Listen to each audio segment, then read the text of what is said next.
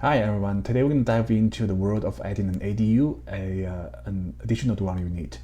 With the crazy housing situation in Canada post-pandemic, skyrocketing immigration, and the perpetual shortage of homes, prices and the rents are going through the roof. The Bank of Canada has been doing its thing, trying to cool down the market with the interest rate hikes. But while home prices are finding their balance, rental prices are still climbing. So more and more landlords are thinking about how to add some value to their properties by throwing up an ADU for their sweet rental income boost.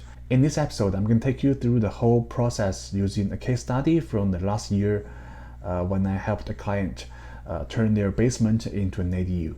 First off, my client had a clear goal, nab house that they could split into two units, but not a purpose-built duplex. Why? Because down the road, they want to sell the house as their own home and get the top dollar premium. So the first step was making sure that the house wasn't in the ERCA's jurisdiction, the floodplain zone.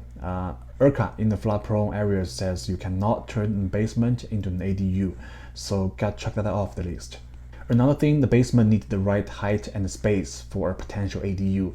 Building code says you need about 7 feet of height in most of the areas to even think about applying for an ADU.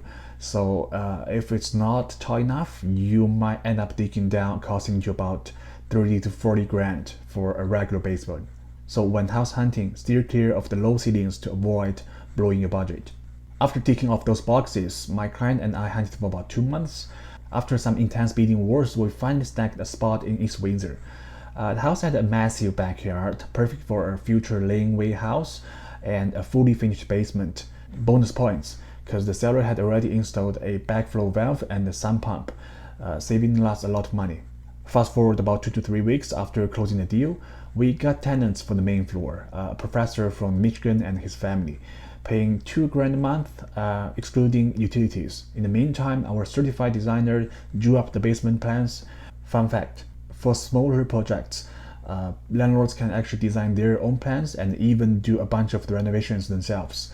Just gotta know the building code and chat with the local municipalities before you start. It's all about communication. With the plans in hand, we applied for the ADU around June 1st. By July 26th, we got the green light, the building permit. Now, most places took about 3 months for approval, but thanks to the housing crisis, the wheels were turning a bit faster right now. Armed with the permit, it was time to roll up our sleeves and get to work.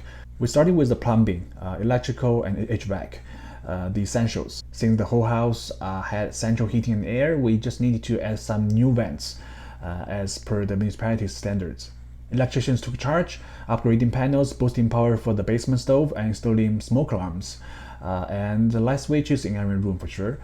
Smoke alarms got a bit tricky, needing the fancy interconnected type, so there was some wall breaking action for sure. Plumbing was a hassle though. Cut run pipes from the basement, so we cracked open the cement floor, connected the pipes, and sealed it back up. Sump pump systems. Thanks to the tricky terrain, we need a special cover for the sump pit. We just couldn't find the right one, so we did some negotiation with the inspector, ended up using a wardrobe door as a cover. Creative problem solving for sure. With all the infrastructure in place, it was on to the regular renovations.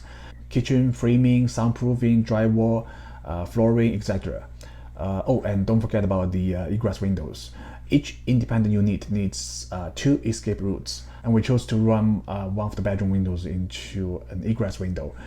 Check the building permit for the nitty-gritty details. The basement already had a living room and a bedroom, so we hired a contractor to add a kitchen to the living room, convert the unfinished laundry room into a bedroom, and turn the utility room into a laundry room combo. Total renovation cost, a bit over 40 grand. So all in all, the projects hit about 62 grand, just so you have an idea. So we wrapped up the construction around December 1st and listed the basement ADU for rent. The tenant, paying about $1,650 a month, excluding utilities, moved in around January 1st. So theoretically, the basement project should break even in around 38 months, a little over 3 years. According to my client, after covering all expenses, including mortgage payments, so they are pocketing over $1,000 in the profit every month. So hope this walkthrough of ADU construction process based on a real life case gives you some insights. If you have got questions or need more info, leave a comment. That's a wrap for today's video. Catch you in the next one.